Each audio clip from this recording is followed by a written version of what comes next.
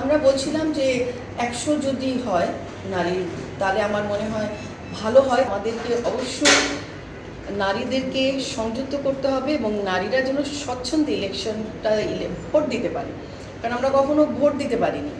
অনেক নারী কিন্তু খুবই আছেন যে ওনারা ভোট দিতে পারেন না। তো সেই জায়গাটাতে যেন এবার যেন আমরা ডেফিনেটলি ওনাদের ইয়েতে আমরা যেন ভোটটা সংযুক্ত করা হয়, যেন নারীদেরকে অবশ্যই এটার সাথে যুক্ত করা হয়, সেটা নিয়ে আমরা কথা বললাম। তারপরে আমরা বললাম যে আমরা ভোটের অবজারভার হতে চাই। Women entrepreneur association of Bangladesh, তাকে একটু অবজারভার করার জন্য এই প্রথম আমরা আসলাম। প্রথম আমার মনে হয় বিজনেস অর্গানাইজেশন বিজনেস অর্গানাইজেশনগুলো থেকে আমরা নারীরা আমরাও চাচ্ছি অবজারভার হতে ভোটের সময়। নারীদেরকে এই ইলেকশনে সম্পৃক্ত সেভাবে করা হয় না। যার দরকার যতজনকে, ঠিক সে ততটা নারীকে নিয়ে এসে চেষ্টা করে ভোট দিতে। আমরা চাই সমস্ত নারীর পার্টিসিপেশন, এবং আমরা চাচ্ছি যে নারীরা যেন নির্বিঘ্নে এসে ভোট দিতে পারে। অনেক বছর আমরা ভোট দিতে পারিনি, কেউই পারিনি, নারী পুরুষ সবই।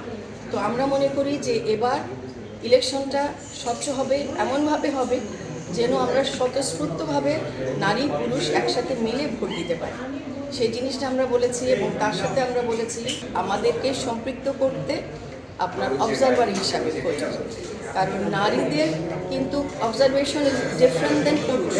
তো আমরা চাচ্ছি যে আমাদেরকেও, যেহেতু আমরা দেশে নিয়ে দেশের জন্যই কাজ করছি নারীরা, সেখানটা আমি বলবো যে সেখানে আমাদের কথা যে আমাদেরকে যেন ইনক্লুড করা হয়। আমরা নারীর আসন নিয়ে সেভাবে কথা বলিনি, তবে বলা হয়েছে যে নারীর আসন আরও বাড়ানো দরকার, কারণ যে কটা নারী বলা হচ্ছে তারা কিন্তু তাদের ওই কী বলে এটাকে আপনার পলিটিক্স নিয়েই কথা বলে, এবং যেই গ্রুপ থেকে আসে সেই গ্রুপ নিয়েই কথা বলে।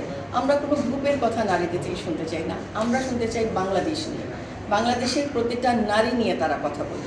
আমরা বলছিলাম যে 100 যদি হয় নারীর, তাহলে আমার মনে হয় ভালো হয়, কারণ কি নারী কিন্তু একটা ঘর সংসার দেখে, সংসার সামলায়। পুরুষ সকালে বের হয়ে যায়, রাতে ফিরে কিন্তু খানাটা টাইম মতো পায়, কাপড়টা সময় মতো পায়, টাওয়েলটা ঠিক জায়গায় পায়।